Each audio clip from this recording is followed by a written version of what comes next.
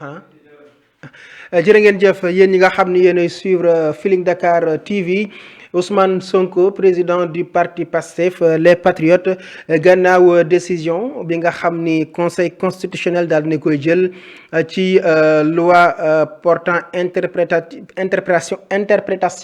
de l'amnistie bi nga xam ni Amadou Ba moo ko dugaloon fële ci assemblée nationale. ñu daal di koy voté tey ji nag gannaaw saisine bu opposition bi defoon ca conseil constitutionnel mu daal di jël ab décision ñeel boobile saisine Ousmane Sonko nag njiital parti PASTEF les Patriotes daal dinay réagir ci boobile décision ci kàllaamay tubaab le temps que rek ñu koy daal di faram-fàccee ci kàllaamay Kocc Ousmane Sonko dafa daal di bind rek ni je me serai bien gardé de me prononcer sur la décision rendue par le Conseil constitutionnel sur la loi dite interprétative si les résidus d'opposition sénégalaise ne s'étaient précipités dans une tentative désespérée de récupération politicienne de conclure à un revers juridique du groupe parlementaire PASTEF les Patriotes. Il en est tout autrement car cette décision conforte la démarche et les objectifs poursuivis par la proposition de loi interprétative, à savoir exclure du champ de la loi initiale les faits qualifiables d'actes d'assassinat, de meurtre, de crime, de torture, les actes de barbarie, les traitements inhumains, cruels ou dégradants. Y maintenir les autres motifs de poursuite de faits se rapportant à des manifestations politiques. Le Conseil constitutionnel a simplement considéré que le postulat qui fonde la démarche du groupe parlementaire PASTEF, selon lequel l'article 1er de la loi initiale incluait les faits qualifiables d'actes d'assassinat, de meurtre, de crime, de torture, les actes de barbarie, les traitements inhumains, cruels ou dégradants était superflu car dans sa version originale, la loi excluait déjà d'office cette catégorie d'infractions conformément aux engagements internationaux à valeur constitutionnelle de notre pays, considérant 31. Le Conseil constitutionnel estime par ailleurs, dans son considérant 32, n'avoir relevé aucun autre motif d'inconstitutionnalité de la loi attaquée, fermant ainsi définitivement toute possibilité de recours contre l'amnistie de tous les autres faits se rapportant à des manifestations politiques. Ainsi, le Conseil a fait une interprétation au-delà de ce qui était recherché par le groupe parlementaire PASTEF les Patriotes. Cette position du Conseil est complétée par l'ordonnance de non-lieu rendue par le doyen des juges d'instruction le 27 janvier 2025 qu'il concluait ainsi. Par ces motifs, vu les articles 169, 6 et 171 du Code de procédure pénale, la loi 2024-06 du 13 mars 2024, constatons l'extinction de l'acte public pour cause d'amnistie. Disons n'y avoir lieu à suivre davantage contre Ousmane Sonko et Bassirou Diomaye Diakhar Faye des chefs d'inculpation susvisés. Cette décision du Conseil constitutionnel constitue un véritable revers contre une certaine opposition haineuse au point de vouloir assimiler l'exercice d'une liberté politique et civique de manifester à des crimes de sang et de torture.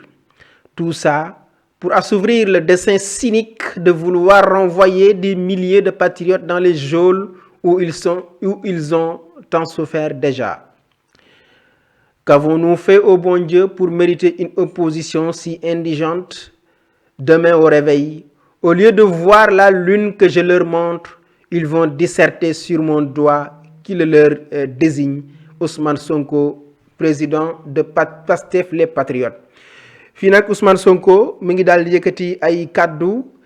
ci loi d'amnistie bi nga xam ni opposition bi dañ ko voté woon fële ci assemblée nationale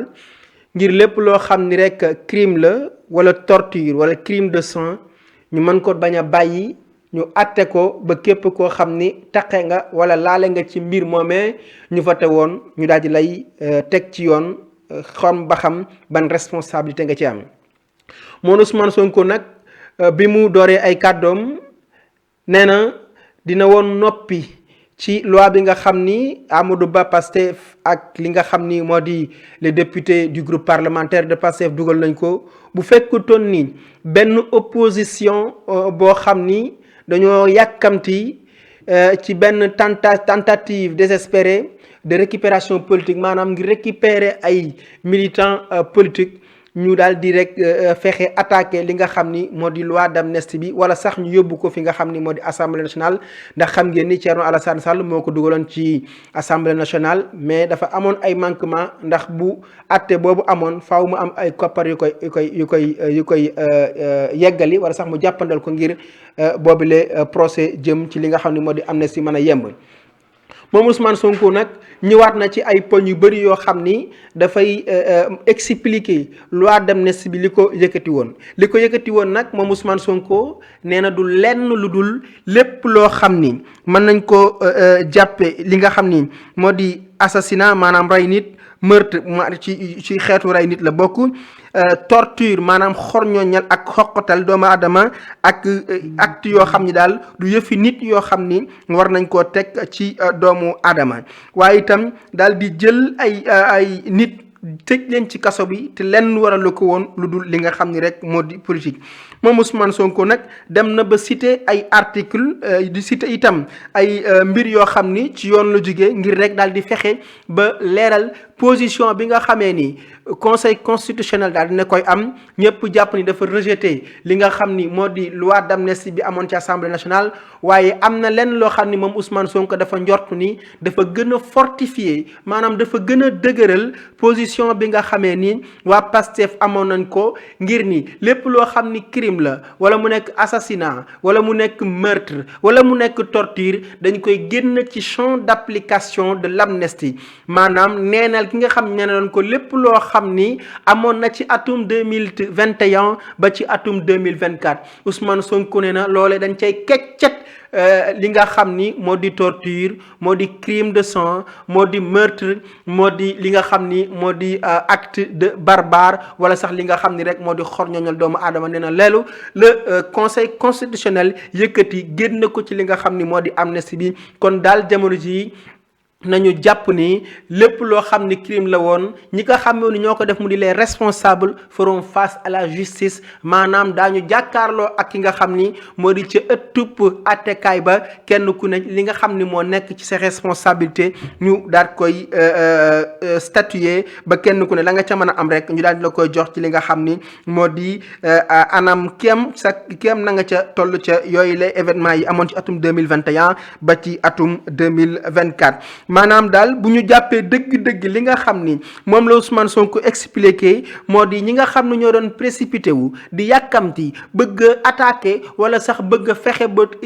li nga xam ni moo di loi d'amnistie bi ñu fexe koo yàq nee na loo ñoom ñi nga xam ne di opposition boobee nga xam ni xol bu bon la ñu àndal opposition bi nga xam ni jamono ji dañoo bëggoon rek li nga xam ni moo di récupération politique dañoo échoué ci li nga xam ni rek moom la ñu bëggoon ba tey jii li ñu jàpp ni rejet la ci loi d'amnistie bi nga xam ni portant interprétation de la loi d'amnistie ba ñu dugaloon ci assemblée nationale te Aïssata Tall Sall Anta Babacar Ngom Thierno Alassane Sall ak seen groupe boobu dugaloon ko ca fi nga xam ni moo di conseil constitutionnel Ousmane Sonko nee na dafa gën a dëgëral taxawaayu Pastef dafa gën a dëgëral seen bëgg-bëggub campagne mu di fexe ba képp koo xam ne laala nga ci mbir yooyu ma cité sànq mu di torture mu di crime mu di rey mu di ba acte de barbare ñu yóbbu la ci yoon ba kenn ku ne la nga xam ni def nga ko ca ñu mën laa àtte tey jii ñi nga xam ne itam seeni njaboot ñàkk nañ ci seen bakkan bu ko defee ñoom itam ñu mën a am jàmm bu ko defee ñu mën a itam ñaanal seeni njaboot yàlla yërëm leen te jéggal leen.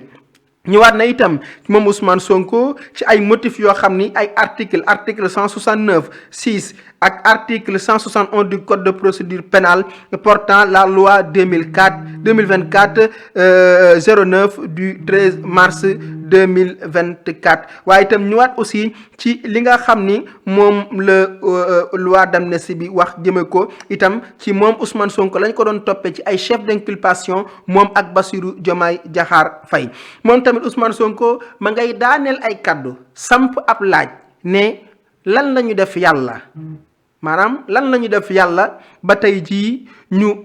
am benn opposition boo xam ni xëy na tekki mën nañ koo jàppee entre guillemets opposition bu tekkiwul dara opposition ba nga xam ni la ko askan wi doon xaare nekku ca waaye dafa dem ci li nga xam ni ay kalma njangaan la ay unité la ay futilité la ñu nekk ca di lijjanti loolee nag kàddu ki nga xam ni mooy Ousmane Sonko ca la mu terminé nag mu ne suba bu ñu yeewoo incha allah au lieu que ñuy gis maanaam joxoñ bi mu joxoñ askanu Sénégal di leen won li nga xam ni moo di weer wi dañuy xëy di lijjanti baaraam ba nam ko joxoneeg nam ko dëngaleeg fu mu ko dëngal jëme nee na ñoom loolu la ñu nekk nee na moom daal lii la wax ba noppi daal di koy signé Ousmane Sonko président de Pastef les Patriotes bu ñu waxee loolu nag mooy Ousmane Sonko jamono ji waxewul ak koo xam ni dafa yor ndombal tànk ci nguur gi maanaam nekk ki nga xam ni moom lu ñu jiital mu jiite gouvernement bu Sénégal bi nga xam ni moom la ñu dippee premier ministre waaye moom Ousmane Sonko dafa wax ci ki nga xam ni sol mbubbum acteur politique jiite itam li nga xam ni moo di parti bu Pastef les Patriotes kon mbokk yi kàddu yooyu xëy na mën nañoo juum ci nañu ko tekkee ci wolof waaye bëggoon rek ngeen ñi nga xam ni ñoo dégg kàllaamay Kocc wala sax ñi nga xam ne ñoo dégg kàllaamay nasaraan bu ko defee kenn ku ne mën a comprendre réaction bu président bu Pastef les Patriotes du Ousmane Sonko ñu ngi leen di jaajëfal ndax itam na ngeen xam ni ñi nga xam ni itam ñoo di groupe parlementaire bu Pastef ñoom itam daal dinañuy réagir daal di xam ne rek ni su ma ko tënkee ci ay poñ yu néew moo di conseil constitutionnel dafa permettre wala sax dafa jox yoon ñi nga xam ne ñàkk nañ ci seen ay njaboot wala sax ñi nga xam ni am nañ ci ay gaañu ñu dem porter plainte ñi nga xam ni ñoo def loolee bu ko defee justice itam en toute indépendance maanaam ci lépp loo xam dañuy moom seen bopp ñu àtte ba képp koo xam ni tooñ nga ñu xamal ni ne yaa tooñ ku am ndam itam ñu ne la tey jii yow yaa am ndam mbokk yi loolu mu fi nekkoon xibaar bu fi ruus ñu bëggeen leen ko digtal yéen ñi nga xam ni yéenay suivre Feeling Dakar TV jërë ngeen jëf.